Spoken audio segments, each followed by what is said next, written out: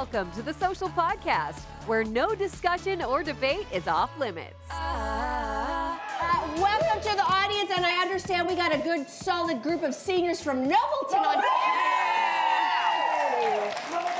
Nobletonians. I used to teach. When I was a teacher, it was in Nobleton, so thank you. Welcome, all of you. You're so beautiful. Thank you so much for being here today. Thank you. Okay, listen, we'd like to welcome back to the show host of The Social's Mom Life Crisis and the NSL on TSN, the one and only Kate McKenna. Hi, guys. Hi. Everybody. Well, listen, everybody, the new Barbara Walters Tells Me Everything documentary is bringing up all of these, remember, uncomfortable questions that she would lob at her guests over all those years, like asking Barbara Streisand, why haven't you had your nose fixed? Or maybe pressing Ricky Martin about his sexuality. So it kind of got us thinking, going back in the archives with Barbara, are these invasive questions, were they ever fair to ask? Are they still fair to ask today? I mean, I think you can't put all of the questions in the same basket. I think some of those questions, though, were invasive, and I think that they still would be, maybe more so today. I think it's one thing if and she did have many times where she was interviewing politicians, likely CEOs of companies. Asking those hard-hitting questions are things that we expect and we need from good journalists, and she was great at that. Yeah. She actually once asked Vladimir Putin, if he'd ever had ordered a hit on anyone. She actually regretted asking this question, because it is a bit of a crazy question, like as if he's going to admit that. He, of course, said no. But I think that it's interesting to hold those types of people to task. I don't think we needed to know whether or not, like, why Barbara Walters didn't have her nose done. Barbara Streisand. Sorry. Yeah. Barbara Streisand. Yeah, so I think that feels like an inappropriate question.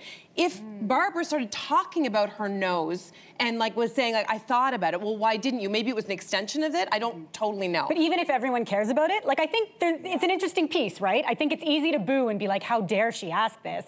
But she was asking about many of the things that people were talking about. You know, when I think about this, and, we mentioned Ricky Martin in the intro, that's one of the interviews she's been widely criticized for asking about his sexuality. Yeah. So I just kept thinking, how did he feel? And I managed to find a recent interview of him and Andy Cohen talking about it. Did you hear what he said at the end? Yes. She was doing her job. Yeah. Everybody was asking that question. So that, to me, was very interesting. But it's his choice to come out when he wanted to come out. But he can answer, but he can choose to answer or not answer. Don't you think that's what you sign up for when you sit down across from Barbara Walters?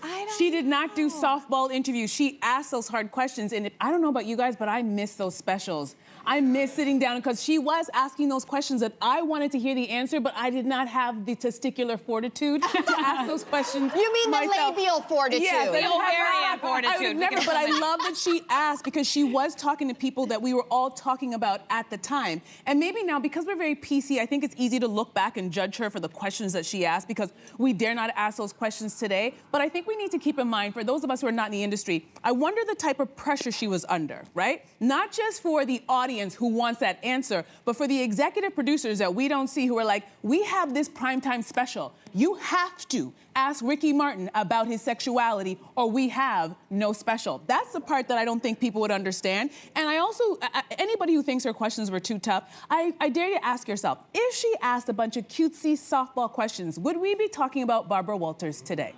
I think there's a way to do it, though. I'll just say before, because you, of course, have been in the news world. So this is a slightly different thing, news versus, entertainment. I feel like there's some delineation to be made there. Oprah Winfrey, who we all love and adore, who also asked a lot of hard-hitting questions in her career. She once did this famous interview with Prince, of course, big fan. And it was an amazing get because he didn't do a lot of interviews. And it was right after the death of his son. And it was at Paisley Park Studios, and his then wife came out, and she did not ask the question that everyone was wondering about. Now, why didn't she do that? I don't know if Oprah's ever talked about this, but I imagine it was because she had a relationship, and that is so sensitive. So do you feel like she did her job by not asking? Yes, she did her job because how she dealt with it was she included it in the piece as a voiceover of, he had recently lost. But you bring up a good point. She was the boss of her own show, so she could make that call, whereas Barbara had a boss who was overlooking going, we have a primetime special, baby. You got to ask that question. Listen, I wish those specials would come back, but I think with the dawn of social media, guess what? Big-time celebrities, they don't have to do these interviews anymore. And in fact, I don't even know what journalists we now know are filling the shoes of the Barbara Walters, Diane Sawyers. Diane Sawyers isn't even doing Diane Sawyer interviews, you know? Those days are gone. And if you take a look at the caliber of celebrities, they have decided they are bigger than these interviews. So Beyonce, she doesn't sit down for interviews anymore. Taylor Swift, Anybody? No, she doesn't do those interviews anymore. Zendaya. There's a whole long list of superstars, and guess what? It's up to them now with social media. They get to control the story. They get to control the narrative. They get to control what they want us to know about them. So I'm really sad because I think the days of the big interview is over, and I'm really sad about that. Yeah, me See, too. I sort of disagree. Like, Alex Cooper, she's on a $165 million Sirius XM Spotify deal. She gets Gwyneth Paltrow to open up about her sex life and who was better in bed, Brad Pitt or Ben Affleck, right? She gets Jane Fonda to open up about her bulimia, and I know you might not qualify her as a journalist, but I think there are content creators who've stepped into that void. Podcasters have stepped into that void. So I do think we are getting some of those information. We're getting interviews 1,000%, but I think we have to always hold journalism in a different light. Alex Cooper does what Alex Cooper does. That's the Call Her Daddy podcast. But if she think that she's going to sit down and ask Gwyneth Paltrow, what is the legitimacy of all the stuff that you push that has no scientific backing? That question's not coming from Alex Cooper. But I also think, like, I know that you don't distinguish her as a journalist, and I think there's many people who agree with you. But in this day and age, I don't know that people on their phones are like, not a journalist, not going to watch, journalist going to watch. Yeah, I don't know that they make that distinction. I don't think we do. I think the hardball questions and the difficult, uncomfortable questions come from people who are supposed to be sitting in an unbiased position. Alex Cooper's there to make those stars look good. And let's remember, she's only talking to celebrities. She's not talking to politicians and newsmakers. I mean, she and talked to people Kamala Harris. Sure, when Kamala was trying to campaign for the president of the United States, but I'm talking like on a regular basis. Is she talking to Putin? Will Putin ever sit down with her? I doubt it. No. Well, right? he lied anyway, probably anyway. That's true. So That's true. We're going to move on to this because you might want to think twice about asking Sarah Jessica Parker for a selfie. Okay, she's the star of Sex and the City, and just like that. She said on the Howard Stern show that she'd prefer to have a conversation than take a meaningless photo with someone. So we're in the age of like digital proof. Do we think it's realistic for her to say no to the selfie, or is that her right? What do we think? I don't know what kind of time Sarah Jessica Parker thinks she has or we have. When's the last time that you have maybe, if you're lucky, bumped into your favorite celebrity and you have time to sit and have a conversation? It doesn't happen. If you happen to catch them, it's like, oh, it's a moment for your lifetime. And guess what you can do in a lifetime? And what lasts a lifetime is a photo. So you want a photo? I want the photo. They're not going to talk to me. So I say this because I've been in both situations. I was really, really lucky to meet my idol, Jennifer Lopez, in Las Vegas. Yes, I felt so lucky, but it was a contained meet and greet. She and her people organized it after her first residency in Vegas. So it was, you got to spend time. She wanted to talk to you. That's why she was there. And I have great photos with her. She tried to hit on my husband. There she is. He says that she lingered so long with her hand on his backside. That's Ryan's version. But guess what? It's okay, it's J-Lo. I'm okay with it. That's fine, I'm okay with it. But then she was in town for Hustlers. Remember, she was doing her Hustlers thing for the film. There's a lot of Oscar buzz, and I went to a party for the Hustlers film for the Toronto International Film Festival. Was I low-key stalking her? I was. And then when she left, I was like, it's my moment. Now, I happened to like kind of grab her. Do you think I have time to sit there and say, how was your breakfast? Did you work out today? What's going on? You just put the phone in her face. How's A-Rod? I grabbed the phone. She saw the phone and said, do you want a picture? It took 10 seconds. So she asked. Yes. Look at us. I'll say this much. Listen, I think I understand where SJP is coming from, because we've all seen the videos online of some fan or so-called fan getting in the face of a celebrity while they're sitting with their children, or they're about to do something important. They're like, hey, can I get it? And it's like you haven't even given this person a moment to gather themselves. They also may not like the lighting. They may not have any makeup. Maybe they're just not in the headspace for it. And I think maybe that's what she's talking about. A curated meet and greet is very different than I run into you in the airport and I'm just grabbing a picture and you're with your kids and your kids are just not in the mood for it. But I will call her out on this one. I actually interviewed SJP back in 2010. She was here at the Toronto International Film Festival. And I am a huge fan. And I'm not talking Sex and the City fan. I'm going way back to her, like, days on Broadway playing Annie. Square Pegs. You guys remember that show? Footloose. Oh my God, there's so many good things. And I had all of these wonderful curated questions, and then she shows up. I'm so excited. And I'm like, I have these wonderful questions for her. And she's like, yeah, I don't really know. And she gave me these like little two-word answers. And I'm like, so this is the same person who wants to have a conversation? Right, so interesting. I don't know about that. We'll see about that. But I do want to ask her about where she keeps all the clothes, because, you know, she gets to keep all the clothes from Just Like That and Sex and the City. Where is the clothes? We want to know. I would just say this quickly. If you're gonna take a selfie with a celeb, make sure you have the right celeb. When I was starting out early in my career, I was on a cross-country trip with TSN. I think it was Okotoks or Airdrie, Alberta, so shout out. And I went over and some girl's like, can I take your picture? And I was so little. I'm like, sure. And I go over and like she puts her arm around me and as she's taking the picture, she's like, Mom, I'm getting a picture with Kate Burness. That's Kate Burness. That's not me. And so that is such a compliment. I love Kate Burness, but do your homework. Yeah. Oh my God. All right, so let's move on to our next story. The Toronto Star is reporting that police are now using AI to investigate the unsolved murders of billionaires Barry and Honey Sherman. It's the first time the technology has been applied to this case, but journalists argue the investigation should be classified as a cold case so they can access sealed documents. Some people like that. Okay, so the big question is, should this be made a cold case? Ooh, interesting. Everybody in the audience. You know, I get why people, because we're just frustrated. It's been 8 years since these murders. And so I actually have the opposite reaction, which is, what do you have to lose? Unleash the AI on this case. You have a murderer. There's a murderer running around somewhere that has not been brought to account for the murders of 2 innocent people. What do you have to lose? You know, this case, it's 8 years old. As far as we can tell, there's only one police investigator who is left on the case who works on it part-time. Can you believe that? So I just think if there are tips coming in, if there's anything new to be looked at, this ain't the way that it's gonna get solved. And AI, the way that it's already being deployed by pretty much most police departments around the world, it's not supposed to replace the human, it's supposed to do the work of many people faster. So if you take a look at anything from analyzing all the phones, the texts, the emails, scanning license plates, taking a look at DNA databases around the world, there's so many ways that with one button, you could do the work of what it would take hundreds of investigators, thousands of hours to do. Why not? Yeah, not to mention that the system is broken, both here in the United States and Canada. And do you guys know about the Innocence Project? This is a project in the United States that has exonerated, I think, 252 people and 203 DNA-based exonerations. And they have highlighted through their work all of the mistakes that happen in the system that has people wrongfully accused and some people going to the chair and people doing, you know, life sentences for crimes that they did not commit. And they bring up stuff like eyewitness misidentification, misapplied forensic science, false confessions, police and prosecutorial misconduct. So if AI can help fix those issues, I am here for it. But I also want to say to the family, I'm just curious because I think sometimes we forget, we're talking about this like it's a story, but they have a family. And I know that they live in Canada, and I want to just say to them, we are thinking about you, and I'm sure this is a very tough situation to have your parents die, and for years and years to go by, and nothing's being done. So my thoughts and prayers are with them and how they're dealing with this whole situation. It's got to be a tough one. To be clear, like it's like this is considered still an active case, even though there's only one investigator on it now part-time.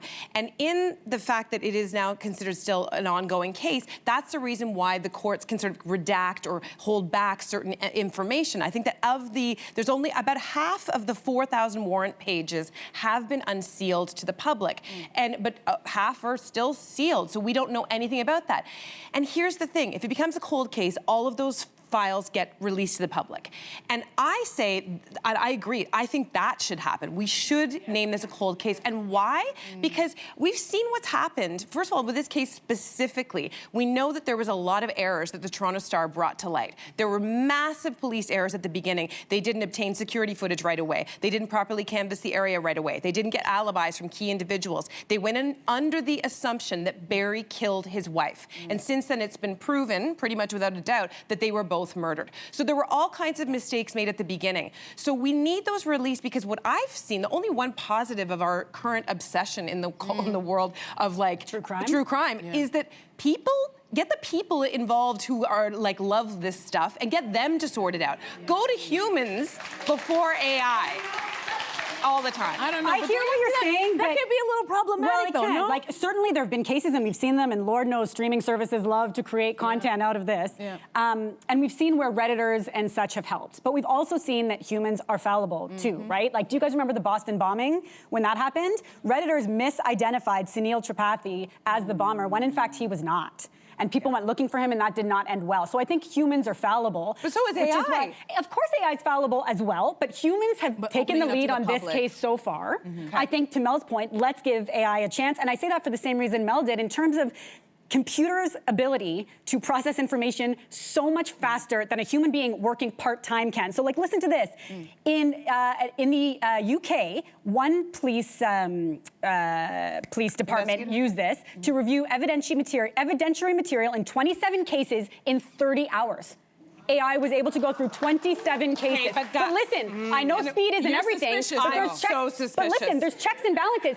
Guys, we all use AI every day. We just, for some reason, when you apply the letters AI to it, we freak out. Okay, but if you use any sort of smart appliances at home, if you use Uber, if you use... You and Cynthia and I are like you use this already. It's 2025. Let's let technology help us. I'm not applaud that. Wait, why? We have been on this show. Thank you. Why? Okay, well, here's the deal. I just gave you some stats as to how humans get it wrong. Yes. So why don't you trust AI? Because the data, the people who input into AI are humans. So the data that's going in there is only as good as the humans. So I can see a world where, in this particular case, fine, use a bit of AI, and I'm sure it's going to happen. But fast forward 10 years down the road, when there are people in charge of putting in data that maybe can skew information in the exact same fallible ways that you're talking about in the police world, human world, I feel like AI, and then suddenly you're like, somebody's accused wrongly, but it's like, look, the AI has the proof. And then I said believe AI is going to be humans wrong. But there's checks and balances that are human on the back end. We're still going to have a trial.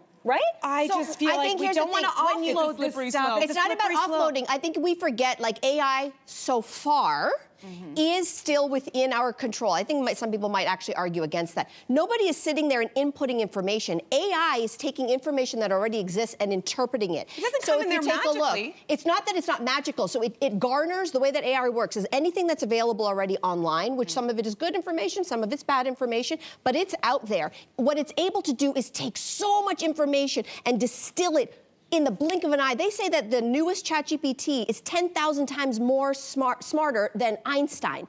So if you take a look at the information and the speed, it can recognize patterns where we humans cannot recognize patterns. I know, but it could do it in 30 seconds. One of the big things that everybody who's in AI is talking about is that there's regulation that needs to go along with this technology, and I think that's what you're talking about. We need to not just lean on this because it sounds really great and it's going to help and it'll be much faster, but we still have to be very mindful that we can still get it wrong with the AI, and people might trust the AI more than they trust humans. But it's not only that, this has to go to court. So if all of a sudden AI brings you all this evidence, let's say you let AI go on the Sherman case and they come up with a couple of names or a name, that has to go to trial. No one's going to all of a sudden going to believe the AI somebody. over people. But humans get it wrong and AI gets it wrong. There's no perfect answer. Well, the World Anti-Doping Agency wants to shut down the drug-fueled enhanced games, as they're called, planned to go down in Las Vegas next year. So organizers, get this, the organizers are actually offering participants $1 million to try and break world records with the use of performance-enhancing drugs. So I guess the question is, should the enhanced games be allowed to go on? No, listen, I played sports, I work in sports, I believe in ethics in sports, and I just don't care to see which cheater comes out on top. Like, that's not really, even if it's sanctioned cheating, I'm not here for which cheater wins. And I'll tell you, I'm glad the financial information was in that intro, because that's what's deeply concerning to me. Because I'll tell you, I've spoken with enough amateur athletes in this country to know that they work their tails off between Olympic cycles. They make almost no money. They bank on a good performance at those Olympics to get brand partnership dollars to get them through to the next Olympics. You know what they're doing here? They're leaning into that discrepancy. So Peter Thiel is one of the co-founders of PayPal, and he's involved with this. And on their website, it says 100% of athletes competing will receive financial compensation. Some, depending on what records they set, up to $250K or a bonus of $1 million. And then they include in the bullet points, by the way, did you know 59% of US Olympians make less than $25K in an Olympic year? And 58% of elite athletes are financially unstable. So what they're doing is they're using this as a recruiting tool. Wow. So I worry that if you have athletes who are remarkable but not getting paid, at a certain point they may think, let's just take some drugs and go make some money. So you think they might actually be siphoning from the very athlete pool that would otherwise be going to legitimate sports Yes. like the Olympics. Yes. Yeah. I think that is a really legitimate concern, but my take on this is I know why exactly you're saying no to these games, but I say better the devil you know than the devil you don't. The way that I look at this is I don't look at it as a sporting event. To me, this is a sideshow carnival. So call it what it is. Interesting. This is not sports. Sports is what you said. Sports is what you cover. Sports is what you do. This is not sport. This is a sideshow by a bunch of billionaires who like to do crazy, wacky things. And so to me, I think you air out, you actually show us. I think this actually makes legitimate sports more legitimate because now we're going to know the names of the drugs they're taking. I want to know every combination that they're taking. And what I think this will actually do is force things like professional sports and the Olympics to actually get smarter. Because if you take a look at what happened with Lance Armstrong, when he was caught in that whole doping cycling scandal, do you remember this? The cycling world went upside down for a minute, but it is now one of the cleanest sports out there. So what I say is let it air out. Let the sunshine come in on all your dirty laundry. So that everybody else can get a little smarter. You know what's funny? My first thought with this, I'm like, just when you think the United States can't sink any lower, they're like, guess what? Hold my beer and my shot. I got a doozy for you. We're gonna let the athletes who are taking the steroids, they're gonna compete against each other. Woo-hoo! Hold my shot and here's a syringe. Thank you. Yes. Giving away free syringes to everybody who attends. It's so weird, but I'll say this much. If you're an adult, you can do what you want with your body, but I'll say this. If I am an athlete who's not participating in this, I am trolling these athletes every chance I get. A reporter better not ask me about any of these athletes beating some record. I'm like, everything they do comes with an asterisk because anybody can jab themselves with some medication and run faster, swim faster. Don't come to me. These people, this is a freak show. And you know what? I also think it's very interesting. Anybody who wants to participate in this, I wonder what they know if they know what they're signing up for. Because when you have your massive heart attack, are we watching that? Yeah, they say that it's under medical supervision. First of all, what kind of ethical doctor would ever be a part of this? You know that these drugs can be extraordinarily dangerous and sometimes deadly, so you're not far off. Someone's just participating in this. But this is, call it what it is. This is the epitome of greed and money at the expense of athletes. And I think it's absolutely reprehensible and it should not be allowed. Shouldn't be allowed. Subscribe to the Social Podcast so you don't miss a fiery debate. Until next time, socialites.